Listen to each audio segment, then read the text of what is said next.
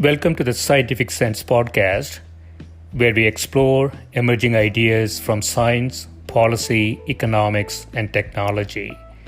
My name is Gil Epen. We talk with world's leading academics and experts about their recent research or general areas of topical interest. Scientific Sense is an unstructured conversation with no agenda or preparation. We cover a wide variety of domains where new discoveries are made and new technologies are developed on a daily basis. We are most interested in how new ideas affect society and help educate the world how to pursue a rewarding and enjoyable life rooted in science, logic, and information.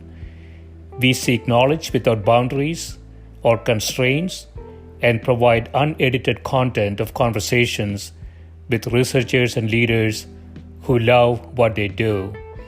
A companion blog to this podcast can be found at scientificsense.com, and this podcast is available on over a dozen platforms and directly at scientificsense.net. If you have suggestions for topics, guests, and other ideas, please send them to info@scientificsense.com, and I can be reached at gil@epen.info. My guest today is Professor Robert Talisse, who is Professor of Philosophy and Director of Graduate Studies at Vanderbilt University. He specializes in contemporary political philosophy with particular interest in democratic theory and political epistemology. His current research is focused on democracy, polarization, public ignorance, and egalitarianism. Welcome, Bob. Hi, how are you? Yeah, thanks for doing this. So I want to start with one of your essays, Problem of Polarization. The narratives about the danger posed by polarization saturate contemporary political commentary. That's probably stated less forcefully, Bob. You also say what is not clear in the popular discourse, though, is what is meant by polarization beyond the general condition of intransigence among politicians. So let's start there. What do you mean by polarization? Well, that's a good place to start, Gil. Everyone, complains about polarization. In fact, when President-elect Biden, did his victory speech a couple of weeks ago, he was complaining about polarization and the bitter partisanship, and was calling for political healing in the country. So I want to just start by sort of separating out two different senses of the term polarization. And one will be familiar, I think, to listeners, and the other will be a little bit less familiar. The familiar sense of polarization, I also think, isn't really such a problem for democracy. It's the less familiar sense of polarization that I think makes trouble. So let me lay out that sort of distinction, and then we can get into some details. So one familiar sense of polarization, as it's appealed to in thinking about politics, is to think of polarization as what we might think of as the ideological distance between, let's say, just two parties. They could be two political parties or two factions or two formations of some other kind, two units of some other kind. But since we're talking mainly about the United States now, let's just think in terms of major parties.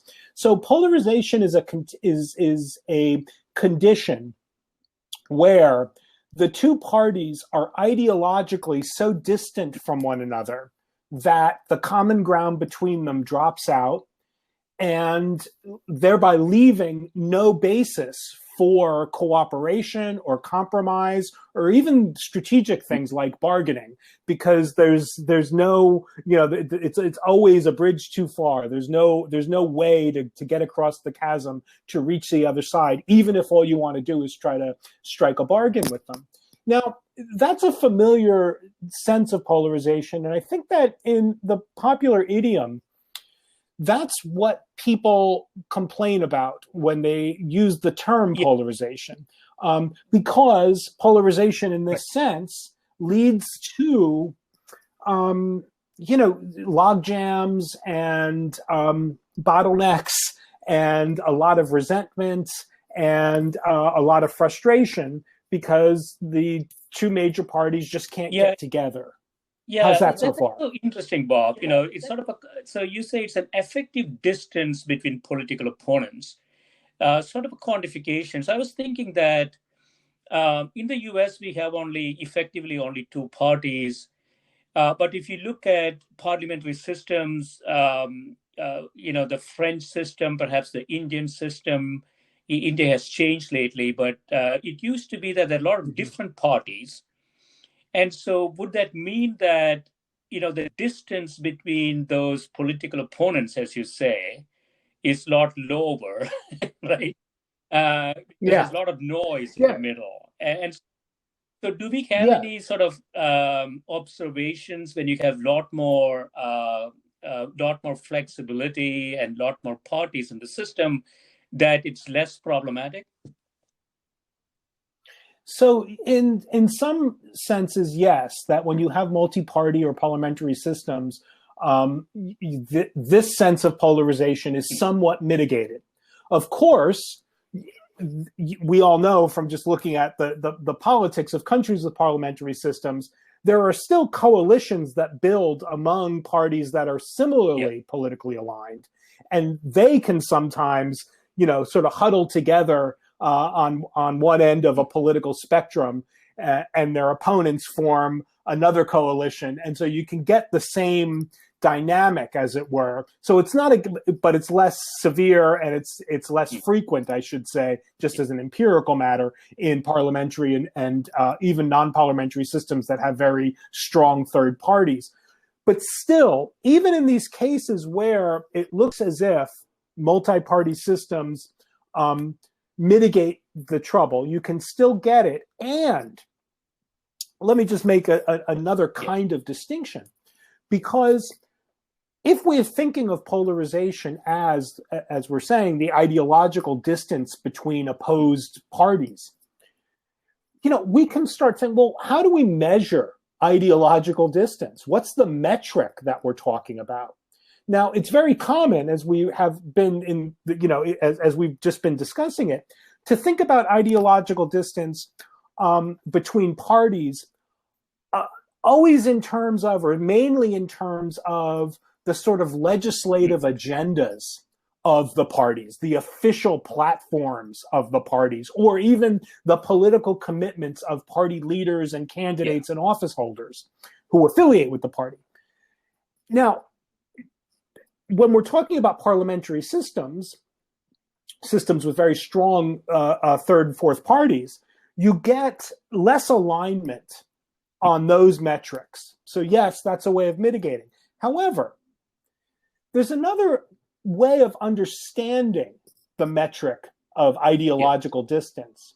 And that's to look not at the office holders and the official documents of the parties, but to look at the rank and file citizens who affiliate with the parties. And there we get a slightly different kind of story, both in the US and even in multi-party parliamentary democracies, where you see in contemporary democracies, perhaps especially pronounced in the US, but not unique to the US, you see citizens dividing, despite the fact that they might be of slightly different partisan affiliation. Even in multi-party systems, you get roughly left-leaning, like the Greens and the Progressives, sort of, despite their nuts and bolts policy divides, they have similar attitudes about the people on the other side of the spectrum. That is, one way of thinking about how to measure ideological distance is to look at the attitudes that citizens take towards their partisan opponents. And in that sense, polarization is about animosity, is about dislike for perceived political opponents.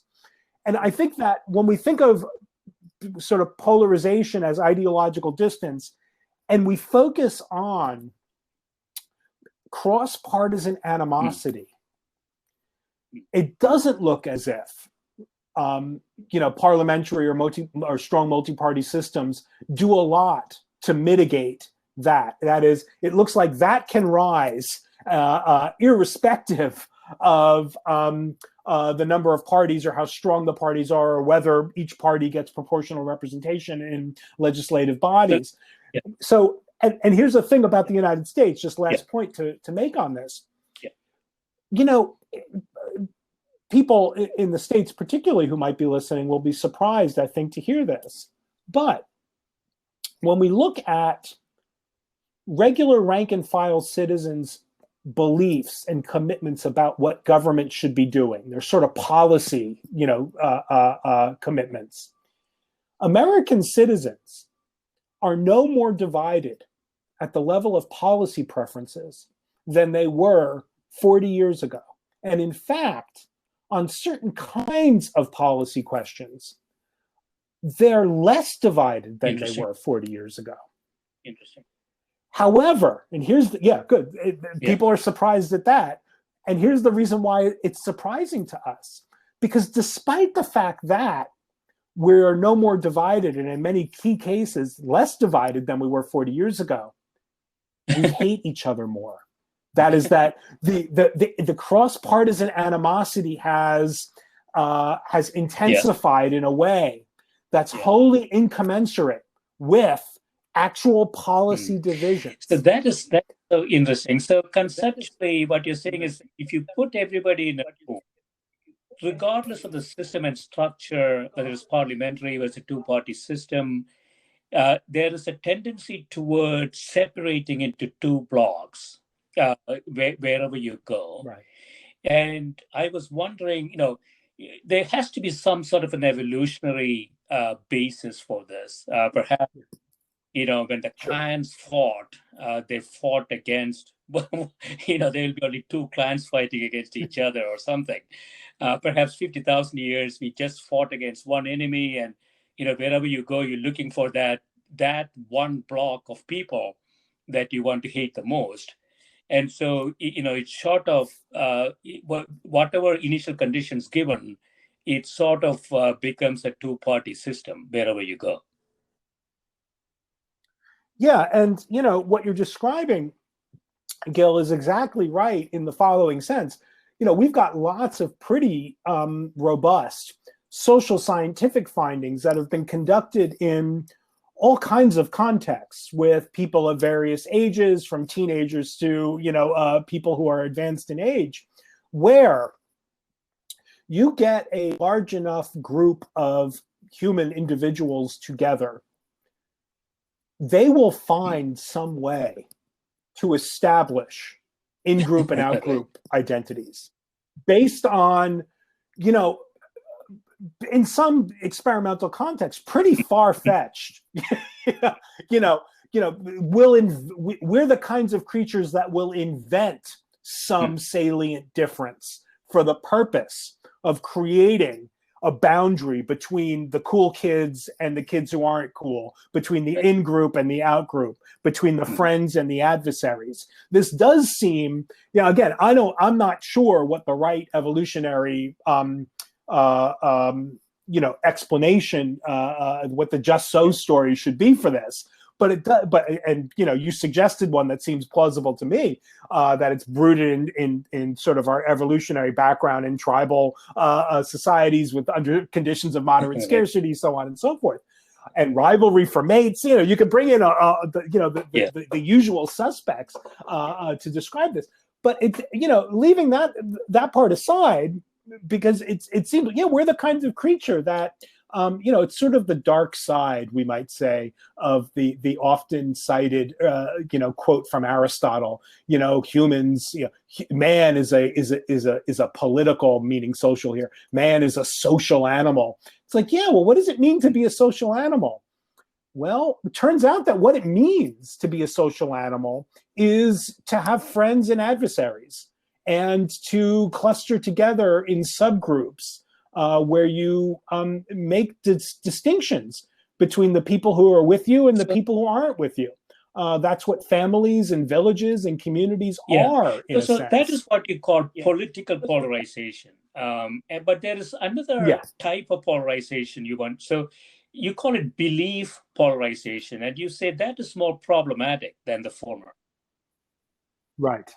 Yeah. So, let's just say very quickly, political polarization, which is what we've just been discussing, doesn't strike me, at least, now with my democratic theorist hat on, doesn't strike me as particularly troubling for a democratic society. Because after all, you might think, pretty intuitively, it's like, well, that the parties are different, that the political parties wrangle with one another, that there's some heat in their disagreements, that even there's some level of animosity and distrust, might not be so bad for democracy, because after all, these are ways of signaling to the broader population of citizens the difference between the parties, right? You've got especially if you've got a two-party system like we have in the United States, it's like it's really important for mobilizing voters to make it easy for them to understand what the differences are between, the two parties and their candidates. So it doesn't strike me that hostility, even as such, is bad for democracy. In fact, my own views on these things is, democracy is about disagreement. And when you're disagreeing about important things like freedom and justice and equality, things are going to get heated. That's just part of what democracy is, the thesis that nonetheless we can govern ourselves despite the fact that we disagree about this important stuff. So if polarization simply means political polarization, it's not clear to me yet what the problem is. So let's now think of a different phenomenon also called polarization. As you put it, I call it belief polarization. In some of the literature, this is called group polarization, but I think that the term group polarization is misleading. Both forms of polarization are about groups. The reason why I want to talk about belief polarization as this other kind of polarization is because it's a cognitive phenomenon. It's the product of certain social dynamics. So whereas political polarization is the ideological distance between two opposed groups, belief polarization is a cognitive phenomenon that works inside like-minded groups. So you can have belief polarization even in the absence, we might say, of an opposing group, because it's not a metric of distance between two opposed things. Now, what belief polarization is it's the umbrella or the more general phenomenon that we in the vernacular tend to recognize as sort of the yes man phenomenon or the groupthink phenomenon. That is, belief polarization is the tendency, very robust, by the way, of members of like-minded groups in the course of their interaction with one another to each shift into a more extreme version of themselves. So, we can talk about the particulars of the experiments if you like, but let me just say the more general thing. You walk into a room of people who all affirm your view about some issue, and not only do you become more confident that you're right about that issue, your belief actually shifts into a more extreme version of your antecedent view about that issue. So if you walk into a room and everyone tells you that you're right about the death penalty, the more you interact with people who keep telling you you're right, not only the more ardent a death penalty advocate will you be, you'll start coming to think that the death penalty is warranted in more and more cases with respect to a widening number of offenses. They found this, by the way, in a range of mock jury experiments, where, when the jury all agrees that the person is guilty, when the jury all agrees that the infraction is serious, the longer they talk, the more punitive they want to be when they're talking about punishments. That's just one Yeah, kind so of so case. But yeah, is it the same phenomenon, Bob? Conformation. So your desire to conform to a system, a group, and if you had any doubts, you're getting feedback that sort of confirms your initial thinking. So those two right. biases, as we know, exist in scientific arenas as well. Is that what's driving the creation of that more extreme version of yourself?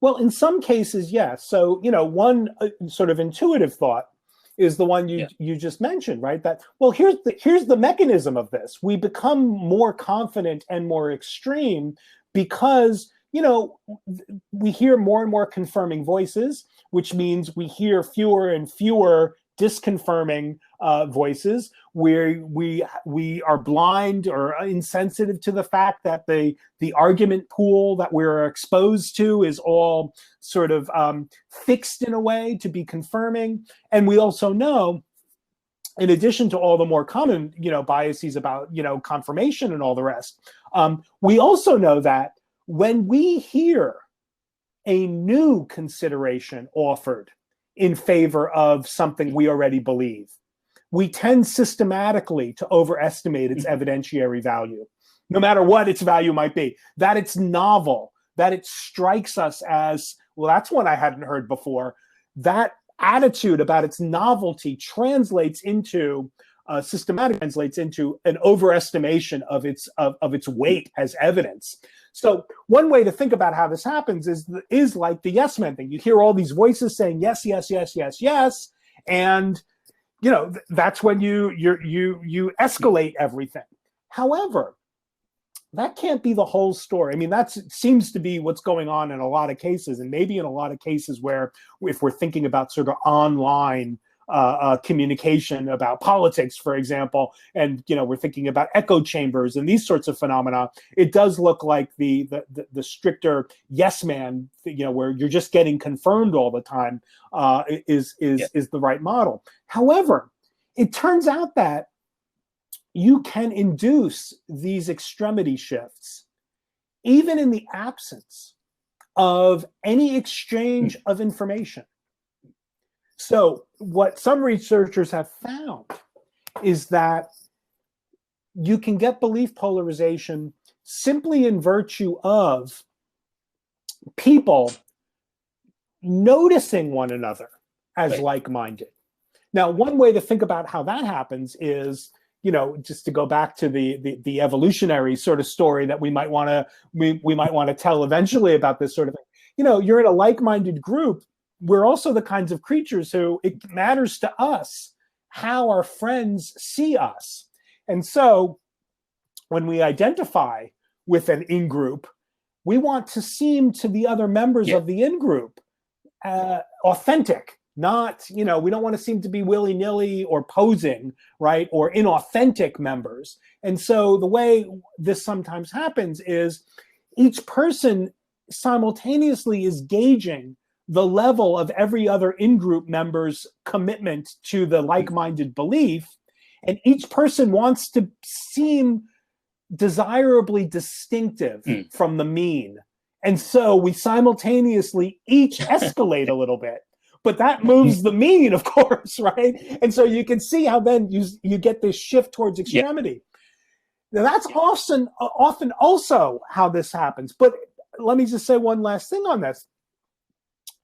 It turns out that kind of social comparison story where you're trying to prove yourself to be slightly more authentic than the average guy in the group, that can't be the whole story either, because we've also found out that you can get the extremity shift in the absence of any basis for social comparison. That is, some research has found you can get the extremity shift by showing somebody a pie graph that shows them, hey, Gil, the people like you, they also think this thing that you think, right? So you show a vegetarian, right? Hey, you're a vegetarian? Well, guess what? Vegetarians really tend to be tend to have opposition to genetically modified crops. And that's all it takes. That's not a new piece of information. And that's not even the basis for comparing your status within the in-group. It's merely what I call corroboration. It's merely just making somebody's sense of their group identity salient to them, and then nudging them in that sort of Sunstein-Thaler sense, then nudging them, saying, hey, the people that are like you are also like you in this other respect. Don't you want to still be like them? It's last point on this. It's more like it's less. The belief polarization phenomenon is less like the yes man phenomenon and the sort of what goes on in small deliberative groups. It's less like that than it's like fans in a stadium, right? When you go and watch your favorite sports team at home playing an important game, the pressures, and they don't even feel like pressures to us. They actually feel like the assertions of our individuality. But the pressures to conform with the other fans, to dress like them, to yell like them, to participate in coordinated but spontaneous activities with them, like cheering or doing the wave. These are very severe pressures. And if you're a sports fan, you show up at the stadium having taken steps to look like the other fans. You've put on the same kinds of clothes or worn the same colors. And if the team is winning, you can feel your enthusiasm escalate. You can feel your sense that the team is excellent escalate. Your estimation of the team and its players starts intensifying. Simultaneously with that, your negative attitudes towards the away team and their fans starts escalating as well. You start looking with pity on the other team, or you start seeing the other team's fans as enemies, as adversaries. This explains, by the way, a lot of hooliganism in Europe. The mechanism that you describe, Bob, is quite interesting. So if I understand correctly, you have an active position, and you can basically take any type of information shown to you and expand it. In essence, you can have an expanded horizon. It's almost like mutation. you mutate to slightly severe position, because that is a more dominant position for you to be in after having gotten some more information. And so you say in the essay, Bob, the political polarization, we expect that to happen. We see that everywhere. In some ways, that's a foundational aspect of how democracy works. But the problematic issue as a threat to democracy is what you say is this belief polarization, right? So why do you think that it is a threat to democracy? So let me, good, Gil. Let me just sort of, the part about the stadium that I ended on, I think, is where you start seeing where the threat to democracy comes in the belief polarization phenomenon. Because remember, as we become more extreme versions of ourselves through the belief polarization phenomenon, we start to adopt more intensely negative attitudes and dispositions towards those that we perceive to be outside of our social identity, those who we perceive to be, the out group.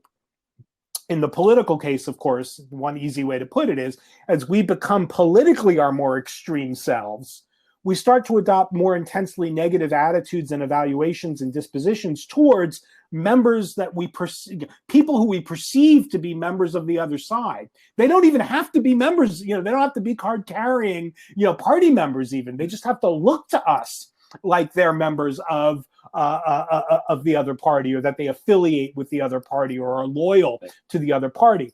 Now, the reason why this is problematic is because, and here's the philosophy part of the view, if we could put it that way. Democracy is a lot of things. When we're talking about democracy, we often, instantly reach for the thoughts about, votes and campaigns and lobbyists and constitutions and lawmaking and these sorts of things. And democracy is all of that, for sure. And, democracy is a collection of institutions and practices and offices and processes for choosing office holders, so on and so forth. However, that's not all democracy is. And in fact, I would want to say that those institutional and those institutional forms that we associate with democracy, those processes and practices that we associate with democracy, it's really hard to make good sense of why we bother with them unless we think that democracy is even more fundamentally a commitment to the idea of self-government among political equals. That's what democracy is. It's sort of a moral ideal. It's the thought that we can govern ourselves, that is, we can achieve a relatively just and stable, decent social order in the absence of rulers and kings and royalty and bosses politically. That is, that we can achieve a relatively decent, just social order as equal sharers in self-government. So when we think that thought, by the way, we typically think about how that idea of political equality constrains what governments can do. That is, that governments are required in a democratic society in legislating to recognize our equality. However, and that's true. That is part of what political equality means, is that there are certain things governments can't do, even if majorities want them to do it. Right? However, political equality also places requirements on us as citizens. That is, part of what it is to be a successful, a proper, we might even say, democratic citizen, is to recognize one another's equality as a citizen. That is, to recognize that the fact that my guy won the election doesn't mean I'm ruling over you now. It means you're still my equal. We're still citizens. Even when you lose, I don't get to tell you to shut up, right? For example. So we as democratic citizens owe a certain level of regard for one another. Particularly, we owe it to one another to maintain within ourselves the moral capacity, I want to say, to see even in our political opponents equality, right? Belief polarization erodes that capacity. Belief polarization makes those who we perceive to be different from us look depraved, irrational, alien. So belief polarization erodes the capacity to see our political opponents as nonetheless our political equals. That's the threat to democracy, I think, that belief polarization so one symptom I think about, it used to be that we were able to debate, right? We were able to debate issues. And there were rules of engagement in a debate. You're taking what the other person says and you're analyzing it and you're providing why that might be an inferior argument. So there is a set of rules that utilize to do. In the public arena today, we don't really have debates. We don't see that at all, right? We have essentially shouting matches and opinion-based proclamations, but really no debates at all. So we'll take a quick break, Bob, and when we come back, I think we have a good segue into your other paper about civility. Great. Okay, thank you. Perfect.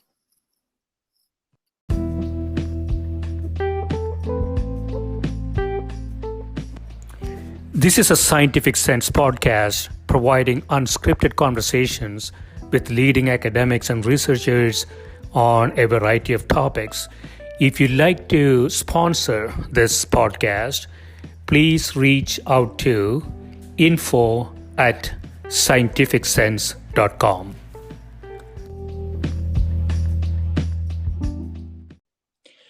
And so we are back. Bob, we've been talking about polarization, different types, political polarization, which you say in your essay is sort of a necessary evil for a good democratic system.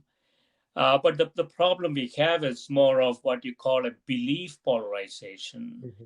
And, the mechanism of people getting more extreme by interacting with people that they like, they spend time with. I tend to. I'm thinking of this, Bob, as more of a mutation process. They mutate to more and more severe forms of themselves, and they move to further and further corners of the room they're in, and that is, you say, is a problem for democracy. Now, there is another problem potentially for democracy. You have another paper here entitled Semantic Dissent, More Trouble for Civility. And you say it's commonly observed by commentators from across the political spectrum in the United States that the past decade has seen a marked intensification of political antagonism. And you say office holders and party officials seem to have lost the capacity to cooperate with those who do not share their political affiliation, resulting in political deadlock and stagnation. Now, this doesn't require any further explanation in the U.S. if you just watched last, not just 4 years, perhaps even longer. Right. But this idea of civility is really a fundamental one. We were talking about debates, how debates used to be conducted in the past. And I have to say, even when I was growing up in India, that's a long time ago, there was this idea when there is an election, there used to be a debate, right? You take issues, you take ideas, you debate with each other. That is gone now. We don't do that anymore. So what happened to us? So, let me try to fill in some of the connective tissue, because I think that the beginning of this story about the decaying of civility, and I would even say, as I say in that Semantic Dissent paper, the decaying of the concept even of civility, let alone the actual manifestation of it, again has to do with the polarization phenomena that we discussed in the first part. Because note, when belief polarization is rampant, that is when we are hived together in like-minded groups, when we are surrounded with features of the social environment that prime our political identities and sort of make salient certain features of those identities and stimulate us to think of ourselves as, conservative or liberal first, American second, that, belief polarization, it works as a signal to party leaders and candidates and office holders. That is, when the citizenry of a democracy is heavily belief polarized, when they're hived off together in their separate camps that, where they're each living lives that are aimed at intensifying their partisan identification, it creates a real easy strategy for political parties and leaders and campaigners to mobilize their bases.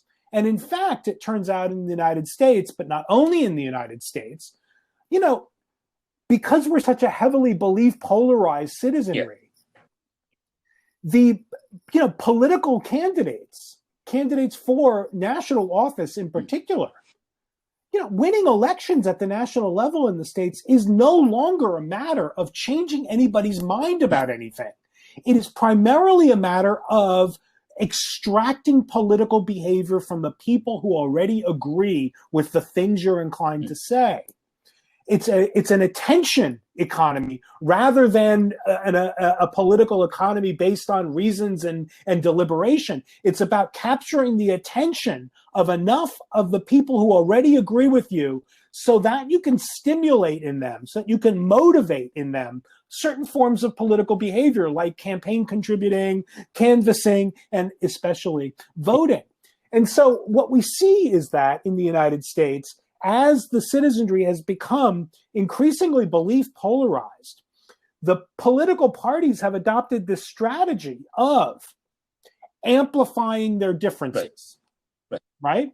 Of valorizing intransigence, right? The stance of being non-cooperative with the other side is now seen as a mark of political strength and commitment, blaming the other side for anything that goes wrong while taking credit for your side for anything that happens that isn't bad, right? Is the sort of natural strategic outcome of a democratic system with a heavily belief polarized citizenry. So you can see that it doesn't pay as a strategic matter now for politicians to care about debate. It doesn't pay for them to do that. That just muddies the waters, because if you're really interested in debating, at some point you're going to have to concede things to the other side if you're really doing it, because every once in a while the other guy says something where you're like, well, look, you're right about that thing, but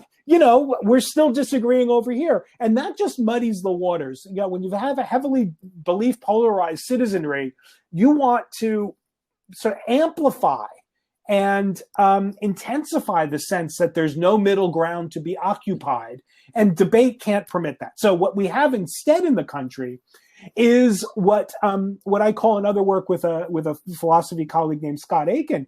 You have mimicked debate, pseudo debate, counterfeit debate. You have these verbal exchanges that are designed to look like reasoned interactions on the basis of reasons, when in fact they're competitions for sound bites. Right? Okay, so that's the background here. Now, the bit about civility is very, very interesting in the United States, because here's a sort of good good news, bad news tale. In the United States, the overwhelming majority of citizens agree that politics at the national level in particular has become too toxic, too driven by animosity and rivalry. The overwhelming majority of American citizens say they want more cooperation, more civility, more concession, more consilience among politicians and office holders. That's the good news. Here's the bad news, though, Gil. When you ask those same citizens, well, okay, what steps can we take to make a more civil, cooperative polity? The answer is, tell the people on the other side to do more of what my side tells them to do. So we all want civility, but we tend to think of civility as resignation from the other side, right? We think that civility really is a matter of the other side just giving in. That is, we blame incivility almost strictly on the other side. By the way, you can see this in the United States today in debates about, the outgoing president's behavior, and in the wake of the election, some of the intransigence of some of the Republicans in Congress. He's like, well, yeah, but Obama started it. So it gets into this debate about who threw the first punch or who established the incivility, because note, the funny thing about what we might think of as the sort of the public political virtues is that, like civility, is that they're intrinsically reciprocal. Let me explain that. That's a philosopher's way of putting a point that I think is not that alien. Let me ask one question. Let me go there. Let me ask you a quick question. So, is there a point that, so suppose we can measure the polarization that we talked about? Is there a point of no return? What I think is that, suppose I take a society, 80 million people wear blue shirts, 80 million people wear red shirts. and they are not willing to change their shirts ever, right? That number is fixed now. Right. Is that a point of no return in the sense that, whatever we talk about in terms of politics and I think that, if I understand you correctly, anything else that you do other than if you're a blue guy, getting all the blue shirts out to vote is the only thing you can do. There's nothing else that needs to be done. Right. So I think there is a point of no return. I'm not an entirely optimistic democratic theorist. I'll put it that way. And so, one thing that one thing that doesn't come up in the two articles of mine that you read, but let me just lay it out very quickly, because it strikes me that we are living in a society, in a democratic society, that is so heavily belief polarized, which creates all the strategic incentives for political polarization and intensifying partisan intransigence at the level of the parties and the office holders.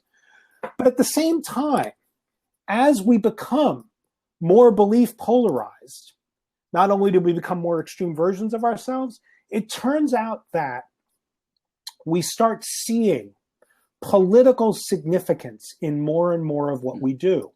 That is, part of what happens to us when we become more extreme is we come to see political valence or political messaging and expression in behaviors that arguably are not, intuitively at least, political. So just think about how much political criticism in the United States today is mocking the other side's consumption habits, the cars they drive, the beverages they drink, where they do attention Walmart shoppers, is the beginning of a joke about conservatives, right?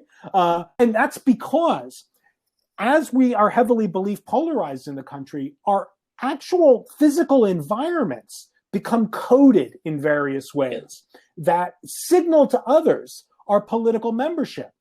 So I live in Nashville, Tennessee. I'm not originally from Nashville or from Tennessee. I'm originally from the Northeast, as if you couldn't tell from my accent. But, in Nashville, Tennessee, the people, who walk around wearing yoga pants and the people walking around wearing camouflage are living just different kinds of social lives. They inhabit different kinds of social worlds where owning camouflage attire is heavily correlated with conservatism, or at least voting conservative.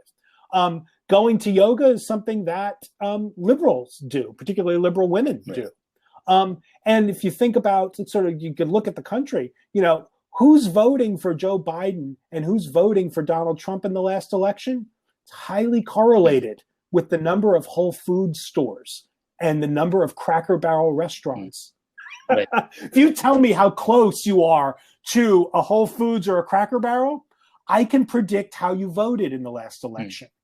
So, that partisanship has sort of has infiltrated the whole of our social lives, so that all of those concerns that people raise about online, social media feeds being echo chambers, all that's right. The problem is our physical environments are also echo chambers. If you're buying coffee at Starbucks, the chances that the person standing behind you at line and the person who's the barista making your fancy drink is liberal is really high. The chances of running into unexpectedly a conservative at a Starbucks is very, very low. Same thing goes in the opposite direction for Dunkin' Donuts. America runs on Dunkin', right? It skews heavily conservative. What this means is, it's not a surprise, you might say, that we like to be around people who are just like us. And, as the ancient Greeks said, like goes with like, and so on and so forth. So that's not surprising. It's just that the idea is that if belief polarization can be initiated simply by making a social identity salient and saying, hey, those people who are like you in this additional respect, it's like, well, the world around us is an echo chamber now all of a sudden. Now, what that means is that if we have, as I believe that if we haven't, we're close to it. If we have reached the point of no return with this combination of belief polarization, political and political saturation, there's no way to, if this has become debilitating for democracy, as I think that it may have become, it strikes me that the solution can't be political. That is, that more politics or even better politics can't be the answer to this problem, because politics is the problem. It strikes me that, if we want to break out of this cycle of dysfunction that comes with hyperpartisanship as the result of belief polarization and as the corollary result of the saturation of partisan politics into every aspect of our social lives, the only answer has to be to reclaim parts of our social lives for activities and encounters and engagements that have no political valence whatsoever. So that's different from, let me make one last point. That's different from saying that we need to reach across the aisle or, join a softball league that's bipartisan. Bipartisan initiatives that reach across the aisle are still placing politics at the center of the activity. I'm now being a bipartisan, good democratic citizen by reaching across the aisle and shaking Mitch McConnell's hand or whatever it is. That's not the kind of thing that's going to help. The only thing that can help is trying to figure out something we can do together that's cooperative, in which I just don't know what your politics are, not because I'm suppressing our political divisions or bracketing our political divides, but because the activity has nothing at all to do with politics. We struggle to imagine what that could be. And I want to say that's a symptom of how bad things are. Yeah. So what you're saying, Bob, if I understand this correctly, it is really a social disease that needs to be, if you think about the country as a biological system, you need a different treatment for it, and it's not political. And so I want to return to this issue of civility. So one of the things you say here is civility as a reciprocal duty. And you say some duties are first personal while others are reciprocal. So what do you mean by those? So, sometimes we have a duty to behave in certain ways on the condition that the others around us are also behaving in that way. That's what I call a reciprocal duty. There are other kinds of duties that we have, like we might say that we have a duty to be honest. And it doesn't matter how many liars there are around us. We're still it's still wrong not to tell the truth, even if everyone around you is a liar. Now, there might be all kinds of strategic considerations where, if people are being deceptive, there might be new strategic reasons why you might also be deceptive. But it's just strictly a moral matter, right? The fact that people around you are liars or are dissemblers doesn't remove or doesn't erode the moral requirement of truthfulness. In fact, I would argue, in a social context where everyone around you is a dissembler, it might even be more incumbent on you morally to be the truth teller, right? Now, compare that with the, as I say in the paper, just, think about the rule, the schoolyard rule, keep your hands to yourself. That's what I would call as a reciprocal duty. You have the duty to keep your hands to yourself, provided no one's hitting you. Right. Provided that everyone else is keeping their hands to themselves, you have a duty to keep your hands to yourself. So that when you're a kid and you're on the playground, somebody comes and steals your ball or hits you, you're no longer under the requirement, right, to keep your hands to yourself. In fact, we would think it would be an immoral requirement to say, well, yeah, Johnny hit Billy first, but Billy hit back, so Billy also didn't keep his hands to himself. That looks like a moral error. You want to say, no, wait a minute. Once the first guy hits the second guy, the rule to keep your hands to yourself is suspended, at least for a moment, because it's a rule that says keep your hands to yourself, provided everyone else is doing the same. Now, it seems to me that civility and a lot of the political virtues are of that reciprocal character. That is, we owe one another civility, provided that we are generally a community that shows civility to one another. We might say the same thing about certain forms of respect. I owe you respect. I don't owe respect to people who systematically humiliate me, right? I owe respect to people who show me respect, right? In fact, we even have this sense, respect is earned, this kind of thing. I don't think it's quite as strong as that. But so civility is the kind of requirement in politics, in democratic politics, that looks like it's got this reciprocal character. And that's what makes it difficult. That's what makes civility it's easy in democratic theory and even in political commentary these days to hear commentators and pundits and political theorists, talk about civility as if it's the panacea, right? The problem with American democracy is in fact, Joe Biden comes close in his acceptance speech to saying this, right? We need to recapture civility. He says, we need to listen to one another again. We need to see one another again. We need to heal. And it's going to start right now. We're going to treat each other as Americans, not as enemies. That's sort of a series of sentiments that I'm not saying are wrong. I mean, they sound good to me. I'm just saying, the idea that civility is the panacea, is the fix to all of this. It's like, well, that is, that would be promising. Maybe that would be more promising were it not the case that because of the polarization phenomenon, we are inclined to see the other side as incapable of reciprocating. Yes. And so it's so I'm sorry, please. Right. Yeah, go ahead. It's sort of an unstable system. So even if you take the system to a higher level, it can come back to where it started or go worse very, very easily, because all it requires is somebody breaking the rule and thing gets back to where it started, right?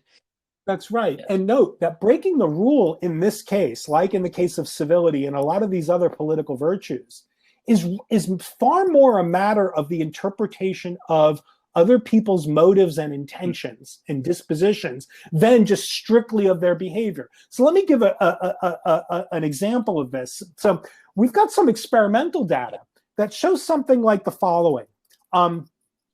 We've got some experimental data that show you present a Democrat, a liberal Democrat, with video where you show them conservatives stealing campaign signs for liberal candidates off of neighbors' lawns. Mm-hmm. And the subjects, the liberal subjects, see this as an incredible infraction, deserving of some pretty severe punishment and disapproval. They treat that video as confirmation that, look, those conservatives, the Republicans really don't care about democracy. And you could fill in the rest of the story. And by the way, your intuitive sense of what a liberal partisan's view of what those people did in that video, it would be pretty close to what happens in the experimental situation. It's very condemnatory, right? Yeah. You show a similar group of people a video of their own guys stealing the conservative signs. And then you get all kinds of talk about, hey, that's part of the game. That's just mischief, Yeah. And if you ask them and you probe, you get some very interesting responses that suggest that the difference in response is not simply ordinary hypocrisy. Like, it's okay when my guys do it, it's bad when they do it. You start getting responses when you query the difference in attitude. Because you want to say to these subjects, well, look, when your guys did it, you thought it wasn't all that, it was just mischievous. When the other guys did it, you thought it was this terrible infraction, but it's the same thing. Sometimes you get subjects who say, no, it's not the same thing. When my guy steals the Republican sign, that's standing up for justice. That is serving the cause of getting a good political result. When the other guy steals my candidate's sign, they're serving injustice. So don't tell me they're doing the same thing. Now, that's from the philosophical point of view, that's a deeply interesting, right, a phenomenon. Because here's a philosopher's point, right? When we're talking about human actions, even down to the question of what did the person do, we are invariably asking a question. Given the physical movement of that person's limbs, what we might say the brute fact of the behavior, it's like what the person did is always a matter of interpreting their disposition, interpreting their intention, right? Interpreting them as agents is part of what we do when we're trying to even individuate an act. Like, what did you do when you did that? Well, you were serving injustice. When my guy did the same physical performance, he was serving justice. So the acts are not the same in the two cases. Now, all of that is a fancy, more philosophy than maybe listeners are interested in. But, thought is this. When we're talking about civility as a value, it's like civility is just another political football. Civility is now just this term that we use where it looked as if we introduced the concept of civility so that we can have some neutral, as you said, sort of higher order, second order position from which to evaluate our behavior as political actors. Then eventually, once it's introduced into the vernacular, it just becomes another name. Incivility is just another way of saying and expressing your contempt for the other side. Right. Think about one other sort of phenomenon here. Fake news is a term that has the same feature to it, right? We introduced the term fake news because, by the way, I think this is a pretty accurate description of the sort of ideology, the causal history of the term. We introduced the term fake news because we wanted a term to talk about Jon Stewart's Daily Show, which was something that was posing as a journalistic enterprise, but in fact was a comedic enterprise about the journalistic enterprise. So we would, we introduced the idea of fake news as a way of talking about a certain kind of satire that was posing as journalism. The term then morphed, right? Fake news then became the thing that you called what were attempts at journalism that were so polluted by moneyed interests and partisanship that they were not actually succeeding at journalism.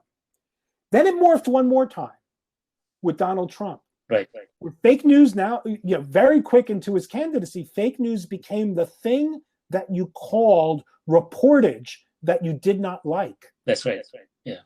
And so the point about semantic dissent is that the normative terms that we have for evaluating one another's performance as democratic citizens are subject to this kind of sort of dissent from being the sort of higher order evaluative stance where we're sort of standing above the political debate and saying, well, wait, you're being unfair there. You're not being civil there. And I could call you uncivil in a way that's consistent with me agreeing with everything you're saying. To civility then becoming descending into the first order, where now nobody says that somebody on their own side is being uncivil. Because being uncivil is tantamount to just saying that you hate what the guy's talking about. Yeah, so basically, if you have a problem like this, Bob, if you let it go, it will find the minimum most position for society. It's true. It's true. Sort of how some of these concepts sort of do, or some of these points about politics sort of do have correlates and sort of heavily analogical sort of thoughts about physics, about sort of the hard sciences is really interesting. But that seems entirely right to me, that there's just no, let me put it in a more principled way in this sense. Democracy is about disagreement among political equals. That just strikes me as just sort of ground, that's ground floor, democratic theory. Part of what it is to be an equal is to be able to think your own thoughts. We're thinking our own thoughts. We're going to come to different conclusions, even if we're relatively equally good at looking at the facts and the evidence and weighing things. We're still going to have disagreement, just like you do in the scientific community, by the way. So, democracy is about managing disagreement. One of the ways that we manage disagreement is through institutions. But putting all that aside, one of the other ways we manage disagreement is we have to develop a vocabulary for evaluating and assessing our own and others' performance as disagreeing citizens. We need to, as you were saying earlier, there've got to be ground rules that we have to be able for democratic debate, that we have to be able to give articulation to, that we have to be able to hold one another to. We need terms and principles and concepts that enable us to say what you just said is unfair or out of bounds or beyond the pale or undignified or uncivil or in some other way objectionable. And similarly, we need a vocabulary that enables us to say to our opponents, I've conceded the point that you've just made, but our disagreement remains, right? So we need a very rich, textured vocabulary for managing our disagreements as citizens. The trouble, and this is the argument of the semantic dissent paper, the trouble is that idiom, that vernacular, that vocabulary is never intrinsically second order. It's never intrinsically positioned above the political fray. And so when you've got a heavily polarized and partisan citizenry and politics in general, you're going to get the constant moving of the goalposts with this evaluative term. So that I now call you uncivil, it strikes the ear of most audience members as a second order evaluation. I'm saying, hey, you're not playing by the right rules. But in fact, I just call you uncivil when you disagree with. And so it's pathological. And by the way, I don't think that there's a fix for this. This just strikes me as this is one of the stubborn sort of problems that comes with democracy. There's no fix. There are just various ways to patch it, to try to manage it, to try to get along despite it. But yeah, we need a second order vocabulary, but second order vocabularies are intrinsically unstable. Yeah, so I wondered, Bob, I understand, I'm completely with you. There is no content fix for this, but I wondered if there's a process fix. For instance, what we hear today is it is X and it is not X. So suppose we say it has to be, you cannot say it is X or not X, but you have to say it is X because of Y. You have to at least have something along those lines before you can argue it is X or not X, right? So there is a process problem, right? In this context, and I don't think we can change it, like you said, by saying people need to be more civil, like Biden was saying. Yeah, all that stuff is going to be very cosmetic. It will last for 18 hours, and we'll be back to square one. Right. But we have a society that seems to be using processes. I'm talking about decision processes or articulation that is not systematic, right? It is purely a single soundbite type arguments. So I don't know. I mean, you can obviously not legislate this, but I wondered if there is a way to move the society in that direction somehow. It's the $1 million question, right? Or the $300,000 question, or whatever the appropriate amount is. So I think that we are agreed, Gil. Note that a guy like me, right? I'm a professor, right? Now, for a lot of Americans, that already makes me partisan in some way, right? That already makes me a non-fair player in any political discussion about how to do democracy better. And so, by the way, which is just another symptom of these pathologies that we've been. So it seems to me that you're right, that there can't be the there certainly can't be any, sort of like rule book for democratic discussion. Yeah. And there can't, and you're right also, I think that the sort of more hortatory or the exhortations, like, let's treat each other like, like human beings again. And, like Biden says, we're opponents, but not enemies. All that stuff is music, I think, to most Americans' ears until you ask them, okay, yeah, but what do you think about the people on the other side? So, it's very, very difficult. And it's kind of like a bootstrap problem in a way. Yeah. And I don't know what ultimately the solution is. I think that two things have to be part of the solution, though. And one of these things sort of is an insight that goes all the way back to Aristotle.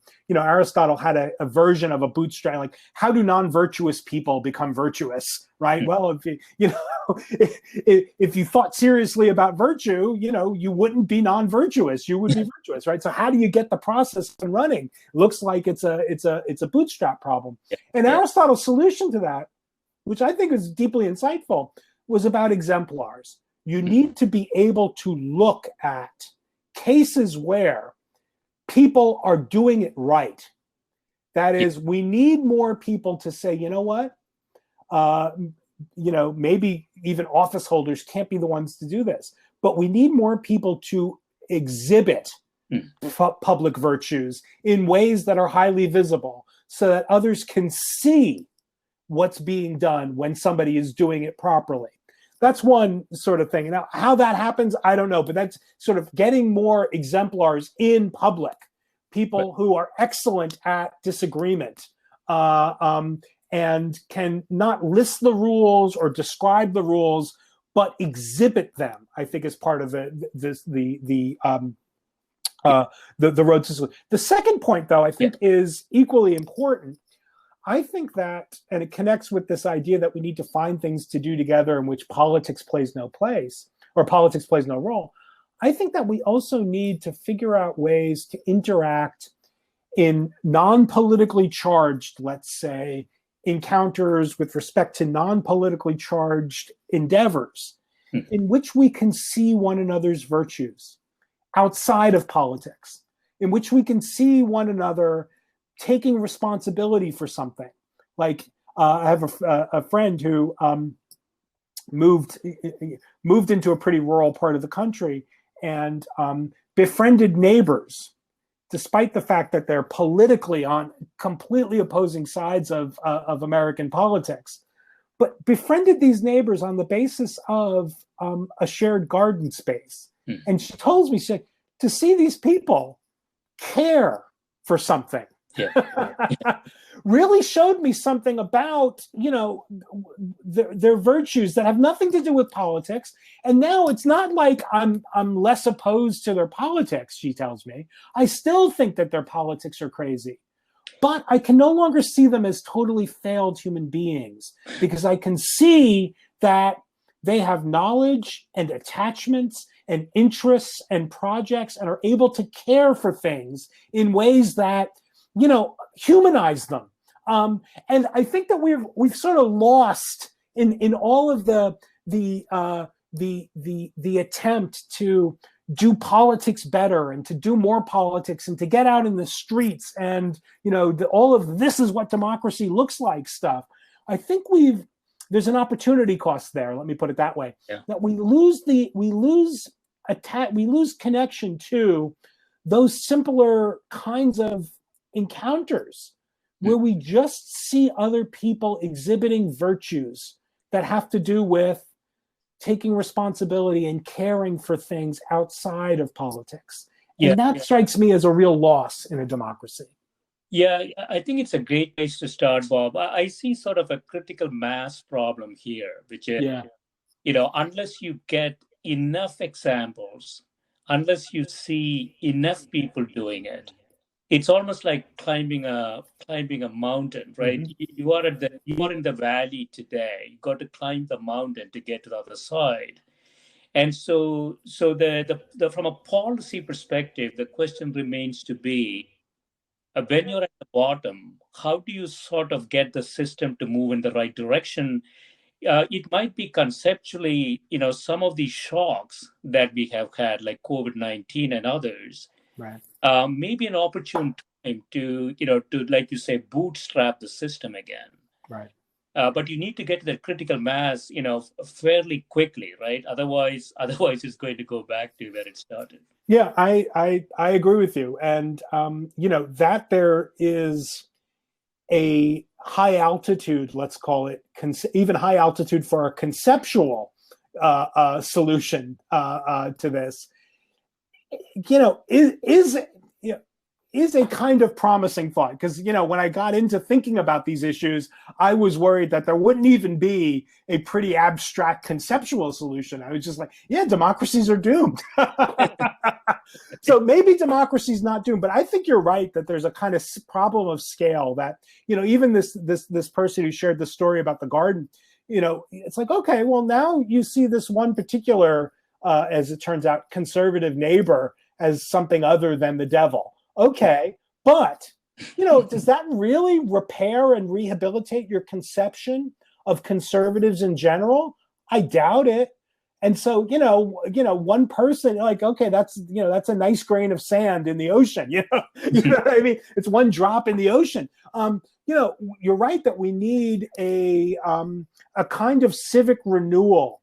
Yeah. That, oddly enough, a lot of democratic theorists are interested in trying to be the architects of, but they are always thinking of the civic renewal as somehow organized around politics. And what it strikes me is like that's bound to backfire, right?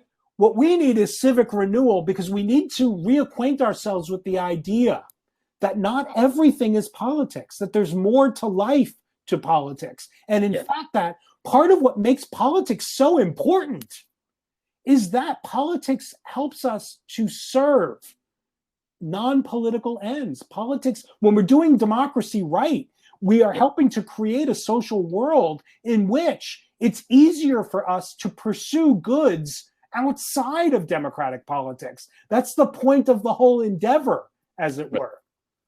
Right. Excellent, Bob. This has been great. Thanks so much for spending time with me. Well, thank you, Gil. It was really nice to talk to you. Thank you. Bye.